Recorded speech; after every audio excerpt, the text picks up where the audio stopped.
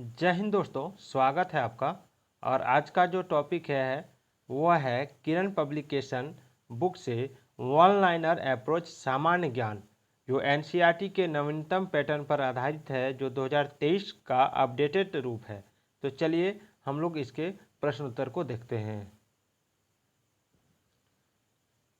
हम लोग इसमें देखने वाले हैं कृषि एवं पशुपालन। तो चलिए इसके मुख्य तथ्यों को देखते हैं। कृषि यानी एग्रीकल्चर। कृषि जो है देश में भूमि पर फसल एवं इसके उत्पादन से संबंधित क्रमबद्ध ज्ञान को कृषि विज्ञान कहा जाता है। उसके बाद कृषि के प्रकार। तो कृषि के कई प्रकार होते हैं, जैसे कृषि इस स्थानांतरित कृषि। इस कृषि के अंतर्गत किसान अपने परिवार को खाद्य आवश्यकताओं की पूर्ति हेतु कृषि कार्य करता है और इसका चक्र 4 से 8 वर्ष तक होता है।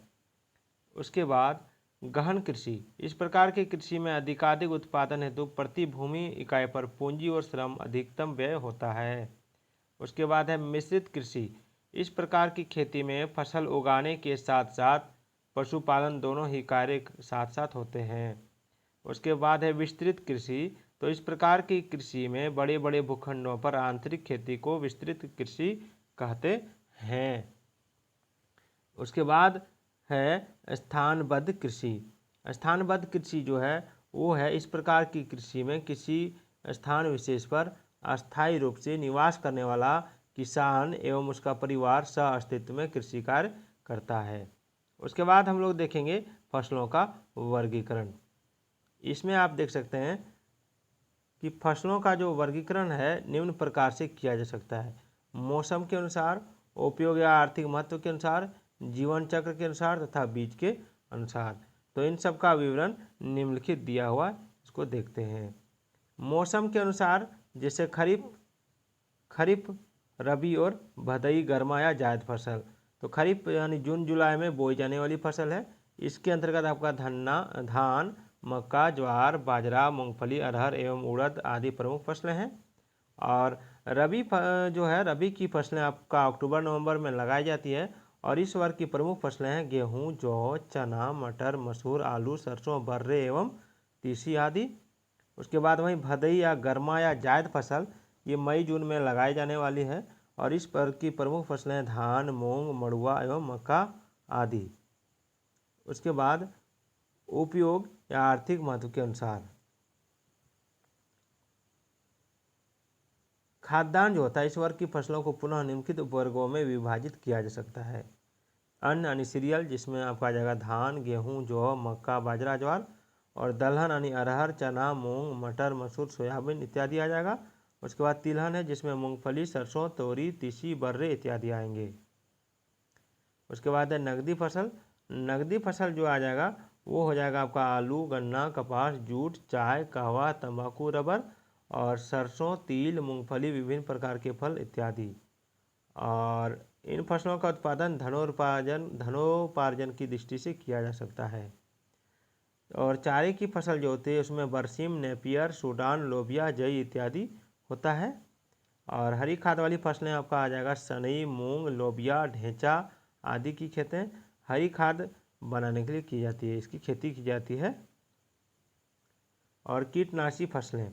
तो कीटनाशी फसलें जो होती है ये कृषि मुख्य फसल के साथ ऐसी फसल लगाई जाती है जो उसे कीटों से सुरक्षा प्रदान करती है, जैसे कपास के चारों ओर भिंडी लगाना। दूसरा है भूमि संरक्षण करने वाली फसलें। इसमें आपका मूंग और लोबिया आता है। और जीवन चक्र के अनुसार जो फसल होता है, जैसे 1 वर्ष, जो फसल बुआई के बाद 1 वर्ष या उससे कम समय में ही तैयार हो जाता है उसे, जैसे गेहूं, मक्का, धान, आलू इत्यादि। अधिकांश फसलें 1 वर्ष से होती हैं। वहीं द्विवर्ष 2 वर्षों में अपना जीवन चक्र पूरा करने वाली फसलें, जैसे चुकंदर है, ये 2 वर्ष में तैयार होता है। बहुवर्ष ऐसी फसलें जो अपना जीवन चक्र 2 वर्षों से अधिक समय में पूरा करती है, जैसे गन्ना, नेपियर घास आदि। और बीज के अनुसार आप देख सकते हैं छोटी बीज वाली जैसे गोभी, बरसीम, तंबाकू, सरसों इत्यादि। मध्यम आकार के बीज वाली जैसे गेहूं, ज्वार, धान इत्यादि। और बड़े आकार के बीज वाली जैसे मटर, चना इत्यादि। फिर है विविध गुणों के अनुसार। तो विविध गुणों के अनुसार में आ जाएगा आपका रेशेदार फसलें जैसे जूट, कपास आदि, और शर्करायुक्त फसलें जैसे गन्ना, चुकंदर आदि, और मसाले वाली फसलें जैसे धनिया, सौंफ, मिर्च, लहसुन आदि, और औषधीय एवं उत्तेजक फसलें जैसे आपका क्या हो जाएगा चाय, कॉफ़ी, भांग, तंबाकू, पोस्ता, गांजा इत्यादि, और रंग वाली फसलें जैसे नील, कुसुम आदि, और जड़ या कंद वाली फसलें जैसे आलू, मूली, गाजर, शकरकंद आदि।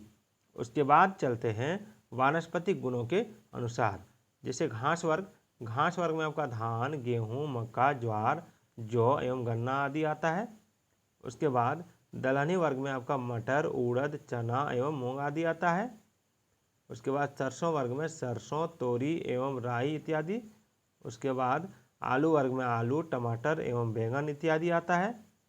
उसके बाद कपास वर्ग में जो हो जाएगा वो हो जाएगा कपास, पटसन इत्यादि। उसके बाद धनिया वर्ग, धनिया, सौंफ आदि, और उसके बाद आ जाएगा आपका अंडी वर्ग में अंडी आदि। अब आइए खेती की विविध प्रणालियाँ क्या है उसको देखते हैं। देखिए खेती की विविध प्रणालियाँ जो है आपका स्थान विशेष की भौतिक अवस्थाओं एवं अन्य उपलब्ध सुविधाओं के अनुसार खेती की अलग अलग विधियों का उपयोग किया जाता है। इन विधियों का संक्षिप्त उल्लेख निम्नलिखित है, वो आप देख सकते हैं। पहला है विस्तृत यानी एक्सटेंसिव खेती। तो इसमें क्या होता है, इसके अंतर्गत खेतों का आकार बड़ा होता है और अधिकांश कार्य आंतरिक उपकरणों की सहायता से होता है, और शारीरिक श्रम कम लगता है एवं पूंजी बहुत अधिक लगती है, और इसमें जनसंख्या का दबाव कम होता है। चलिए आगे चलते हैं। आगे है सघन खेती। तो इसमें क्या होता है, इसमें श्रम एवं पूंजी अधिक लगाई जाती है और खेतों का आकार छोटा होता है। उन्नत बीजों एवं उर्वरकों का प्रयोग होता है। इसमें भूमि पर जनसंख्या का दबाव अधिक होता है। चलिए आर्द्र खेती, जहाँ अधिक वर्षा होती है वहाँ कृषि की यह प्रणाली अपनाई जाती है। जैसे चावल, जूट, गन्ना आदि इस खेती के अंतर्गत प्रमुख रूप से उगाए जाते हैं। उसके बाद है सिंचित खेती, इरीगेटेड एग्रीकल्चर। यह खेती ऐसी नदी घाटियों में की जाती है जहाँ वर्षा मौसमी या पर्याप्त होती है। जैसे इसमें खेतों की सिंचाई नदियों की पानी से की जाती है और यहाँ की मिट्टी की उर्वरा शक्ति अधिक होती है। शुष्क खेती, ये जो खेती होता है, ठीक है, शुष्क खेती जो होता है ना, ये होता है वैसे स्थानों पर जहाँ 50 सेंटीमीटर से कम वर्षा होती है एवं सिंचाई की सुविधा का अत्यंत अभाव होता है। वैसे स्थानों पर खेती की यह प्रणाली अपनाई जाती है। उसके बाद इस विधि से खेती दक्षिण के पठार, दक्षिण भारत एवं पश्चिमी राजस्थान में की जाती है। उसके बाद चलिए गेहूँ, ज्वार, बाजरा एवं दलहन इसकी प्रमुख फसलें हैं। आइए एकल यानी मोनो और सिंगल खेती। इसमें क्या होता है, इसमें ऐसी खेती उन क्षेत्रों में की जाती है जहाँ का वातावरण किसी फसल विशेष के लिए उपयुक्त होता है। असम एवं पश्चिम बंगाल में चाय की खेती इस प्रकार की खेती का उदाहरण है। उसके बाद आगे चलते हैं मिश्रित खेती, जब एक ही समय में एक ही खेत में एक प्रधान फसल के साथ अन्य पूरक फसल भी उगाई जाती है, तो इस प्रकार की खेती को मिश्रित खेती कहा जाता है। कभी कभी आप देखते होंगे कि सरसों के साथ गेहूं के साथ सरसों भी बोन दिया जाता है, तो ये मिश्रित खेती में आ सकता है। चलिए बहुफसली खेती। बहुफसली खेती में जब एक ही खेत में पूरे वर्ष में 2 से अधिक फसलें उपजती हैं तो उसे बहुफसली खेती कहते हैं। उर्वर एवं सुसिंचित भूमि वाले क्षेत्र में आधुनिक तरीकों का सहारा लेकर इस प्रकार की खेती की जाती है। दोहरी खेती, तो जब एक ही खेत से वर्ष में 2 फसलें बारी बारी से उपजाई जाती हैं तो उसे हम दोहरी खेती कहते हैं। उसके बाद इस तरह की खेती घनी एवं जनसंख्या वाले वैसे क्षेत्रों में प्रचलित है जहाँ जलवायु अनुकूल होती है। उसके बाद है झूमिंग खेती यानी शिफ्टिंग खेती। जब वन प्रदेश में जंगलों को जलाकर जमीन की खेती योग्य बनाकर खेती की जाती है तो उसे झूमिंग खेती कहा जाता है, और ऐसी खेती असम तथा मेघालय के पहाड़ी एवं आदिवासी क्षेत्रों में की जाती है। चलिए आगे चलते हैं फसल चक्र की खेती। इसमें क्या होता है, जब एक ही खेत में उर्वरा शक्ति को बनाए रखने के लिए फसलों को बदल बदल कर उगाया जाता है तो उसे अदल बदल कर खेती कहते हैं। चलिए अब है रोपण कृषि। रोपण कृषि में आता है आपका रबर, चाय, कहवा, नारियल, कपास आदि नकदी फसलों की खेती रोपण विधि से की जाती है और इसमें बड़े बड़े पौधे लगाकर खेती की जाती है। और वाणिज्यिक खेती यानी कॉमर्शियल खेती जो होता है, इस प्रणाली के अंतर्गत क्षेत्र विशेष में मिट्टी एवं जलवायु के अनुरूप व्यापारिक महत्व की फसलें उपजाई जाती है। भारत में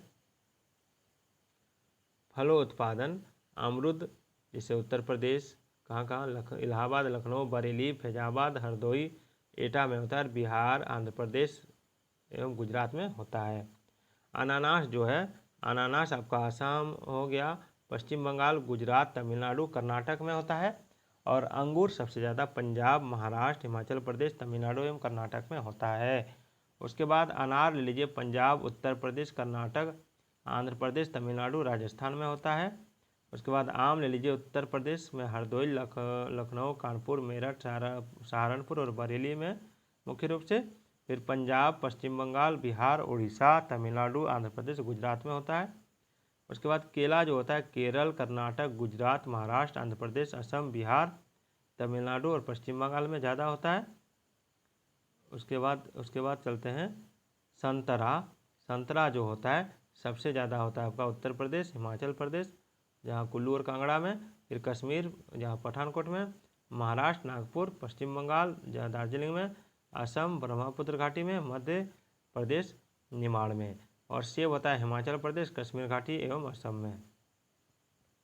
लीची होता है उत्तर प्रदेश जहाँ देहरादून, सहारनपुर, मेरठ में, और पंजाब और गुरदासपुर में, बिहार में चंपारण एवं मुजफ्फरपुर में। और बेर होता है उत्तर प्रदेश और राजस्थान में। तो दोस्तों ये था आपका वन लाइनर सामान्य ज्ञान एनसीईआरटी के नवीनतम पैटर्न पर आधारित किरण पब्लिकेशन से। तो इस तरह का और अगर वीडियो आप देखना चाहते हैं तो फिर से अगर आप चैनल पर नए हैं तो चैनल को सब्सक्राइब कीजिए, और अगर पुराने हैं तो अपने दोस्तों के पास फिर इसे एक बार शेयर कीजिए। तो फिर मिलते हैं। जय हिंद, जय भारत।